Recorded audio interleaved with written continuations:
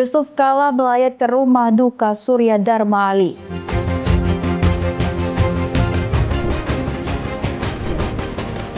Jadi percontohan nasional, SMP di Solo dapat mesin penjernih air siap konsumsi dari Jepang.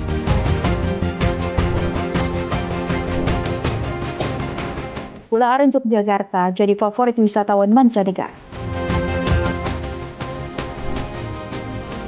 Halo, selamat malam pemirsa setia Berita Nasional TV. Setelah sekali Berita Nasional Malam kembali hadir menyapa Anda. Selain 3 berita utama tadi, akan ada informasi lainnya dari dunia politik, ekonomi hingga sosial sedang hangat diperbincangkan. Tentunya bersama saya, Lydia Junita. Pemirsa, kita ke informasi utama. Wakil Presiden Republik Indonesia ke-10 dan 12 Yusuf Kala melayat ke kediaman almarhum Surya Dharma Ali di Rumah Duka Cipinang, Jakarta Timur pada Kamis pagi. JK mengatakan almarhum merupakan sosok yang sangat baik dan sangat mendedikasikan dirinya kepada bangsa dan rakyat Indonesia semasa jabatannya sebagai Menteri Agama periode 2009-2014. Mantan Menteri Agama periode 2009-2014 Surya Dharma Ali meninggal dunia pada Kamis subuh di Rumah Sakit Mayapada Kuningan, Jakarta Selatan. Dalam layatannya, JK menyampaikan duka cita atas kepergian almarhum. JK mengenang almarhum sebagai sosok yang baik. JK mengaku keduanya memiliki hubungan yang erat, apalagi pernah sama-sama di pemerintahan. JK menyebut almarhum juga sosok yang sangat mendedikasikan dirinya kepada bangsa, negara, dan rakyat Indonesia. Pada waktu beliau Menteri Koperasi, kita merancang, dan saya minta dirancang katakanlah kredit usaha rakyat. Beliau yang sebagai Menteri Koperasi dan Usaha Kecil yang menjalankan dengan baik. Begitu juga upaya-upaya lainnya. Jadi bahwa kemudian beliau mengalami masalah, tapi itu sebenarnya sama sekali tidak benar. Alhamdulillah. Waktu dia pulang dari Bandung. Kira-kira kapan, Pak? Hah? Kira-kira kapan? Kira 2 tahun lalu berarti. Jadi sudah lama tidak ketemu ya, Pak?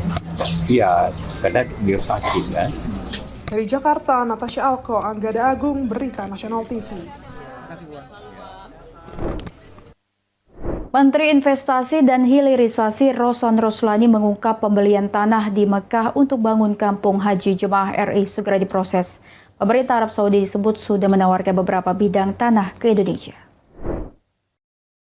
Rosan mengatakan pemerintah Saudi saat ini tengah mengubah aturan bahwa pihak asing boleh memiliki tanah di Saudi dan bebas pilih. Aturan itu akan berlaku Januari mendatang sehingga proses pembelian tanah mengikuti masa berlakunya aturan tersebut. Saat ini pemerintah juga tengah membuat perencanaan infrastruktur dan desain kampung haji untuk diajukan ke pemerintah Saudi. Perencanaan itu akan dimulai pada Oktober 2025. Proses dari untuk pembelian tanah di Mekah, karena itu akan melalui proses yang sudah dimulai prosesnya oleh Royal General of Mekah. Rosan belum mengetahui kapan membangun kampung haji akan dimulai.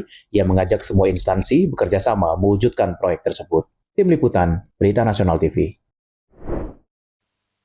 Suku Dinas Perhubungan Kota Administrasi Jakarta Selatan menertibkan pos valet atau tempat penitipan parkir kendaraan roda 4 yang dititipkan pemiliknya pada saat melakukan aktivitas olahraga pedal di kawasan elit Dharma Wangsa, Kebayoran Baru, Jakarta Selatan. Akibatnya sejumlah kendaraan mewah terpaksa diderek oleh petugas. Sejumlah kendaraan yang terparkir di kawasan elit Jakarta Selatan di Jalan Dharma Wangsa 12 ini ditertibkan oleh petugas gabungan lantaran menggunakan fasilitas umum untuk dijadikan lahan parkir. Saat akan ditertibkan, petugas valet langsung membongkar posko penitipan kendaraan tersebut.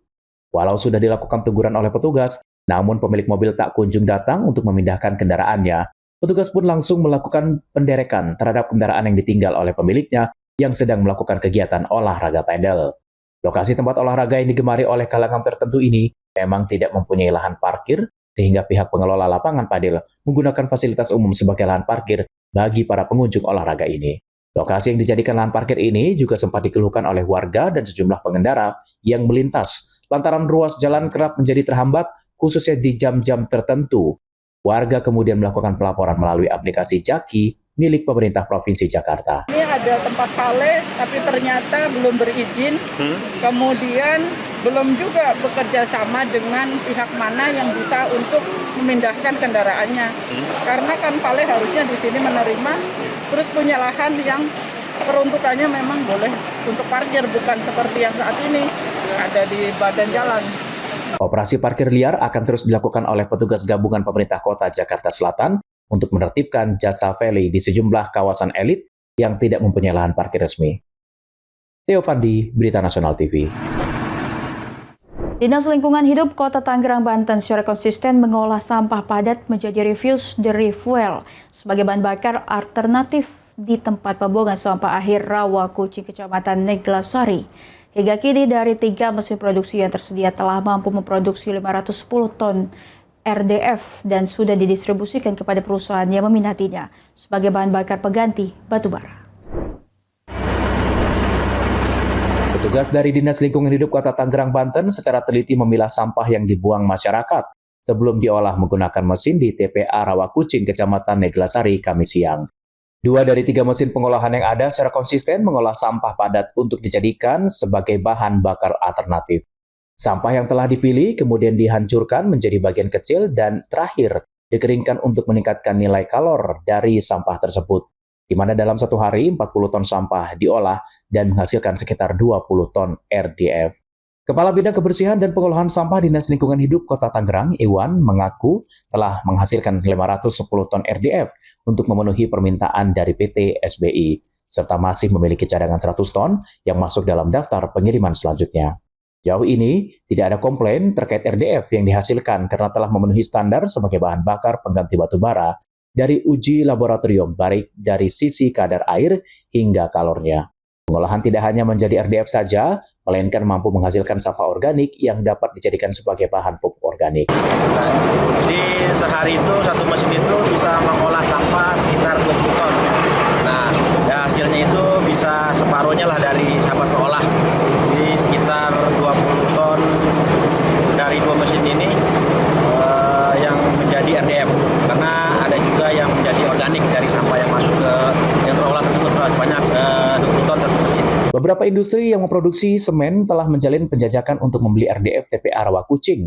Namun Dinas Lingkungan belum dapat memenuhi permintaan karena terkendalanya lahan, mesin pengolahan, dan sumber daya manusia yang berimbas pada jumlah produksi yang dihasilkan. Tim Liputan, Berita Nasional TV. Polres Metro Jakarta Selatan dibantu Imigrasi Jakarta Selatan berhasil mengungkap sindikat penipuan online skimming. Sedikitnya 11 warga negara asing dan barang bukti berupa peralatan skimming diamankan oleh petugas. Kasus ini terungkap setelah adanya laporan dari masyarakat terkait aktivitas mencurigakan di salah satu rumah di kawasan Cilandak, Jakarta Selatan. Petugas kepolisian dibantu oleh petugas imigrasi Jakarta Selatan langsung mendatangi lokasi dan berhasil mengamankan sejumlah orang yang diduga warga negara Tiongkok. Tak hanya itu, di dalam rumah tersebut, tim Satreskrim Polres Jakarta Selatan juga menemukan sejumlah barang bukti berupa telepon seluler, perangkap laptop, puluhan kartu SIM, serta terminal USB. Sementara suasana rumah tertutup rapat dipasangi alat peredam. Dari penyelidikan sementara, tindak pidana yang dilakukan para warga negara Tiongkok ini merupakan penipuan scamming. Mereka berada di Indonesia selama 5 bulan. Modus yang dilakukan para warga negara asing yaitu berpura-pura sebagai anggota kepolisian Tiongkok. Mereka menelpon korban yang sebagian para pengusaha seolah-olah sedang terjerat kasus di negeri jiran. Untuk meyakinkan korban, pelaku sengaja melakukan panggilan video dengan menggunakan seragam kepolisian distrik Puchang, Wuhan, Tiongkok. Mereka melakukan kejahatan online scam ini, kemungkinan korban-korbannya ada di negara asal mereka. Dan sampai saat ini kami melakukan penyelidikan, sampai saat ini kalau ada korban di Indonesia tolong disampaikan kepada kami supaya kami bisa melakukan tindakan selanjutnya terhadap ke-11 orang yang diamankan ini. Para pelaku penipuan ini langsung diserahkan ke Imigrasi Jakarta Selatan untuk penanganan lebih lanjut. Sindikat penipuan melalui media elektronik atau online scam dijerat pasal keimigrasian sebagaimana dimaksud dalam Undang-Undang Nomor 1 Tahun 2024 dan Undang-Undang Nomor 11 tentang ITE serta pasal 378 KUHP tentang penipuan. mendarat secara resmi, namun kemudian melakukan kegiatan yang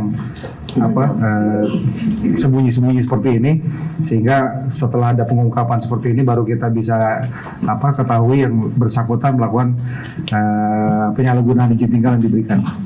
Rencananya petugas akan berkoordinasi dengan pihak kedutaan Tiongkok untuk mendeportasi para pelaku penipuan tersebut. Tim Liputan, Berita Nasional TV. Pemirsa, informasi berita lainnya tentunya akan kami sajikan usai jeda berikut ini. Tetaplah bersama kami di Berita Nasional.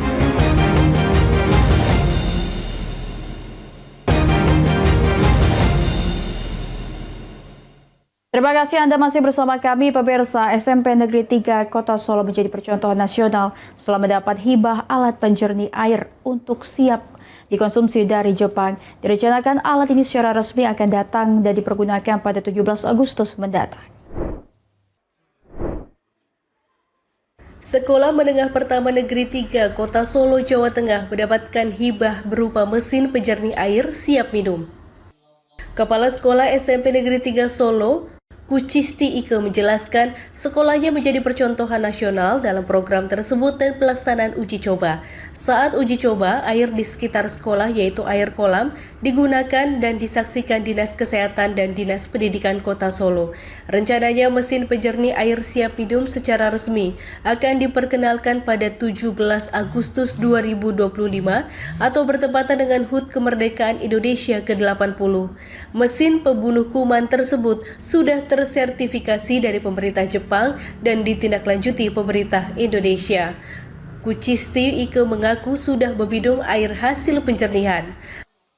Sudah dicoba, diambil sampel dari kolam ikan, kemudian airnya itu dimasukkan ke dalam alatnya. Kita tunggu beberapa waktu. Setelah proses itu berhasil, air itu dites kembali. Ternyata untuk bakteri, kuman-kumannya itu sudah menurun sangat drastis. Bahkan ada yang tadi sampai.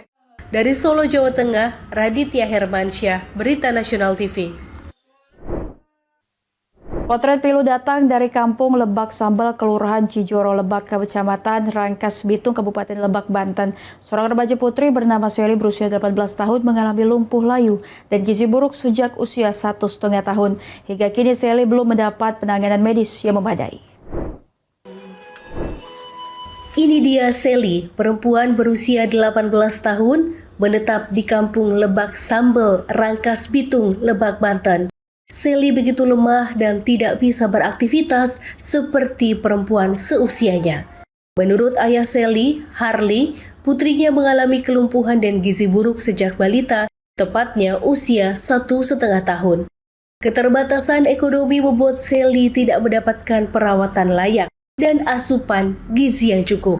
Untuk memenuhi kebutuhan sehari-hari, Harley mencari nafkah sebagai pemulung di sepanjang bantaran sungai Ciujung, sedangkan ibu Sally telah meninggalkan mereka. Sally pernah dirawat selama 15 hari di rumah sakit di Rangkas Bitung. Namun keterbatasan biaya membuat perawatan tidak dilanjutkan. Satu plastik sampah itu lumayan lah. Per kilo berapa duit, Pak? Per kilo kalau yang asoy cuma 500. Plastik yang warna putih? Iya, kalau yang bungkusan gitu 1.000. Paling 3 hari itu paling yang dapat 10.000, kemarin jual dapat 9.000 3 hari. 3 hari 10.000. 3 hari. Cukup itu, Pak, buat Bapak. Wow, cukup dari mana?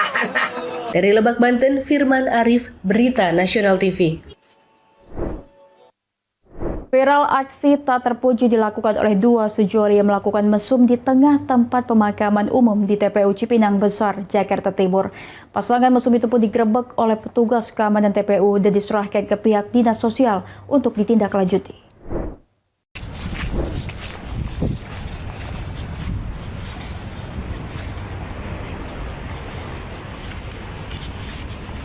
Dari video amatir ini merekam aksi petugas keamanan TPU yang menggerebek 2 orang pria dan wanita yang melakukan aksi mesum di tengah tempat pemakaman umum di TPU Cipinang Besar, Jakarta Timur. Saat digerebek, pelaku pria itu berbaring sambil bertelanjang dada bersama pasangannya tepat di depan makam yang tertutup. Diduga kedua pasangan tersebut merupakan pengamen jalanan karena membawa alat musik gitar di tempat kejadian. Aksi tak terpuji pasangan itu terbilang nekat karena dilakukan pada pagi hari saat suasana TPU masih ramai dari lalu lalang. Orang-orang kok ada orang di situ perempuan gitu. Sama laki-laki. Sama laki-laki. Terus? Ya mungkin saya berbuat nggak ngelihat. Cuman katanya, tapi sempat dikasih tahu sama petugas ini. Sementara itu, Kepala TPU Cipinang Besar menyebut aksi serupa bukan hanya sekali dua kali terjadi di TPU ini.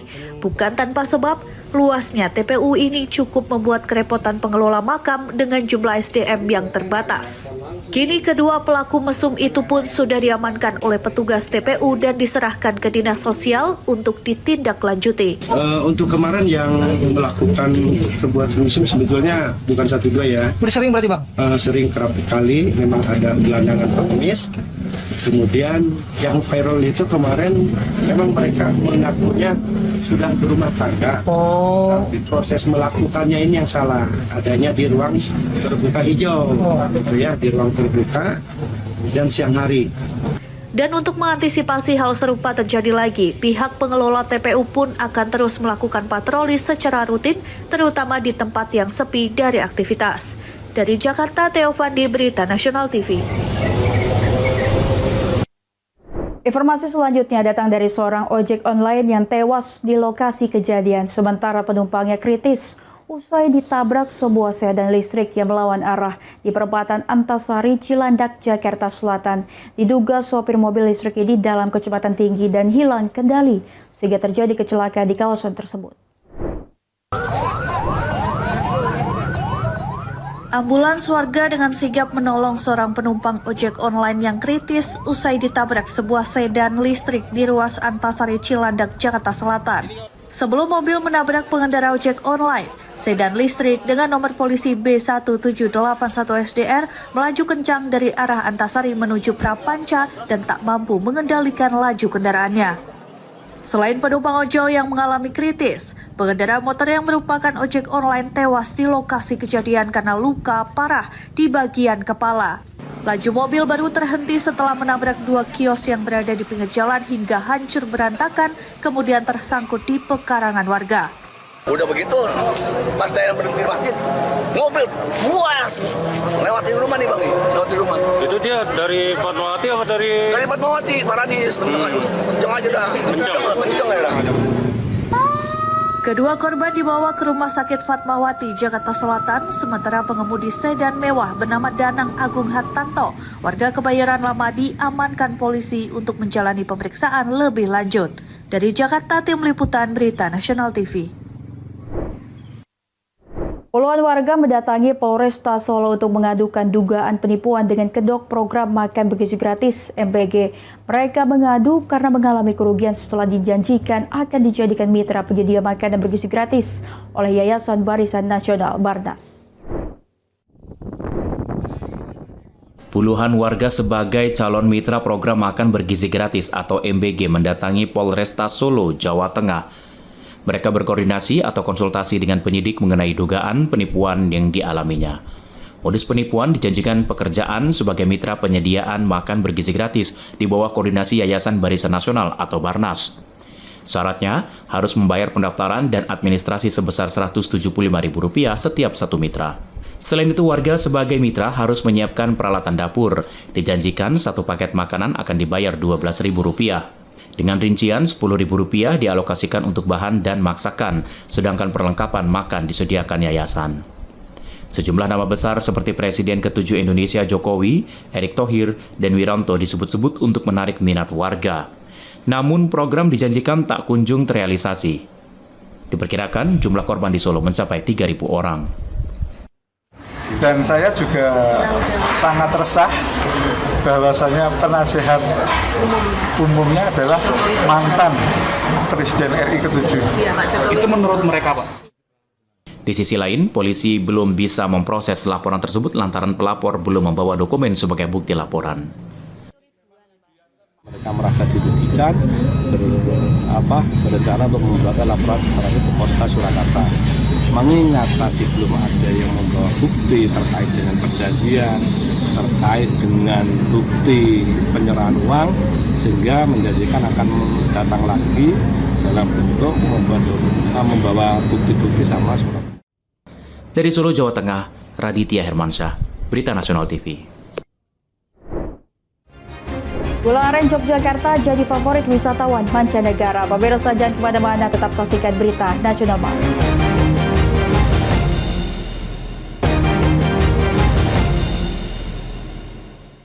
Terima kasih Anda masih menyaksikan Berita Nasional Malam pemirsa. Gula aren dari Desa Linggo, Kalurahan Pagerharjo, Kapadewan Samigalo, Kabupaten Kulon Progo, Provinsi Daerah Istimewa Yogyakarta, kini menjadi buah tangan favorit bagi para wisatawan. Pengelola Desa Wisata Linggo pun mengaku kewalahan untuk memenuhi permintaan pengunjung yang terus meningkat. Gula aren produksi para perajin lokal desa wisata Nglinggo di Kabupaten Kulon Progo, Yogyakarta saat ini semakin disukai oleh para wisatawan dari berbagai daerah. Tak hanya domestik, wisatawan mancanegara pun selalu memesan gula aren dari desa wisata Nglinggo untuk dibawa pulang sebagai buah tangan ke negara asalnya. Mereka antara lain datang dari India, Jepang, Malaysia, dan lainnya. Semakin meningkatnya permintaan gula aren asli desa wisata Nglinggo ini tak lepas dari upaya pemberdayaan yang dilakukan oleh Baitul Ma'al Muamalat BMM Yogyakarta bekerja sama dengan pemerintah setempat. Melalui pendampingan BMM Yogyakarta, produk lokal gula aren menjadi bukan sekedar komoditas pangan, namun juga menjadi destinasi eduwisata yang diminati wisatawan. Bahkan tak hanya gula aren, produk lokal lainnya juga turut dikemas menjadi destinasi eduwisata Nglinggo, yaitu teh sangrai, kopi, es krim susu kambing tawa, dan pegagan. Desa Nglinggo pun kemudian menjadi destinasi eduwisata yang resmi diluncurkan oleh Bupati Kulon Progo Agung Setiawan pada Minggu 29 Juni 2025. Jadi desa wisata Nglinggo ini bukan sekedar desa wisata budaya, tapi ada perbedaannya yaitu tentang eduwisata. Saya sangat mendukung atas pendampingan dari BMM ya Bu, ya sangat termotivasi. Soalnya kemarin saya dapat tawaran dari Jepang Bu, minta per bulan itu 1 ton. Kedepan, para perajin gula aren di desa eduwisata Nglinggo berharap terus adanya pendampingan dan pengembangan usaha agar produk lokal setempat mampu memenuhi pasar yang lebih luas. Dari Kulon Progo, Yogyakarta, Wahyu Wibowo, kontributor Berita Nasional TV.